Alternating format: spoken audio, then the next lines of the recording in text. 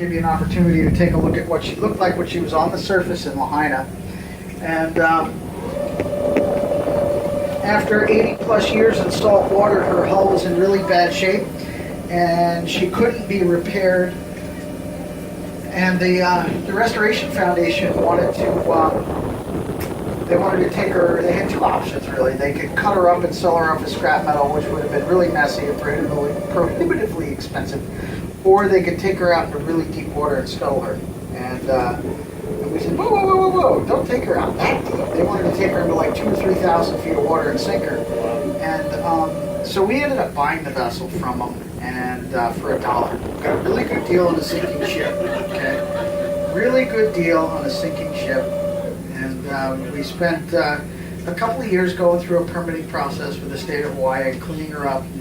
You know, the biggest hurdle I think was getting the barnacles off her, her hull, because she hadn't been cleaned in so long. They had to use snow shovels to scrape the things off. They were so thick. And once they got them cleaned off and squared away, they brought her out here on December 13th. There's a shark?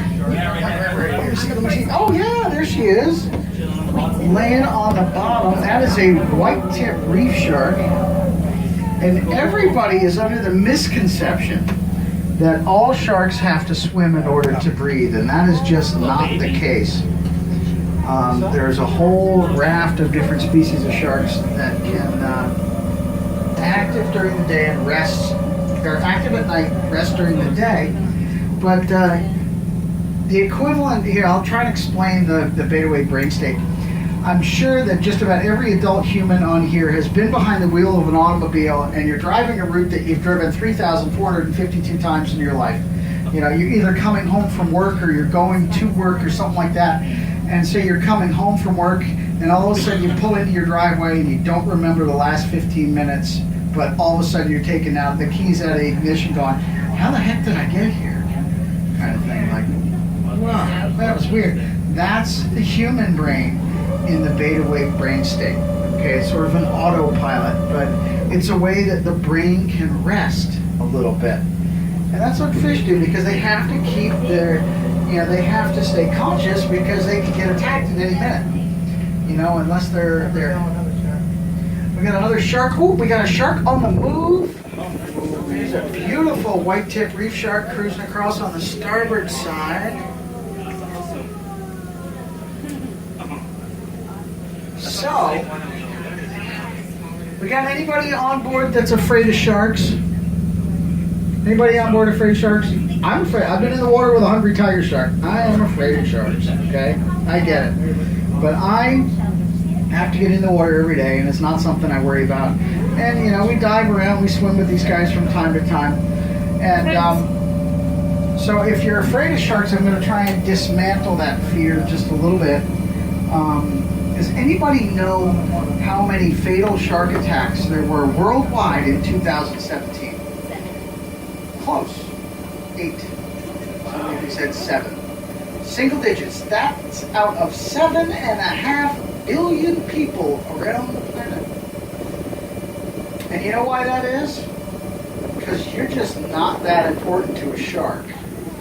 You are not on their menu. You know how many people were killed by cows in 2000? Very little fat on a surfer when you think about it. They're pretty healthy folks. And that's what, sharks like seals. They like whales.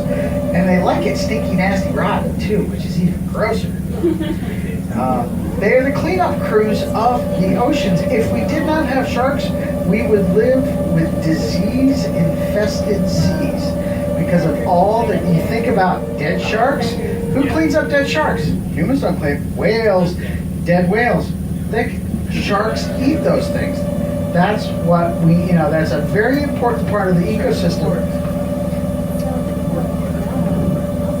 You guys might get a chance to see over here on the port card. Oh, look, we have one on the move. We have a juvenile on the move and an adult shark. Oh, yeah. Yeah. Cruising along. So these guys are nocturnal too. They spend the majority of their evenings foraging and hunting for food.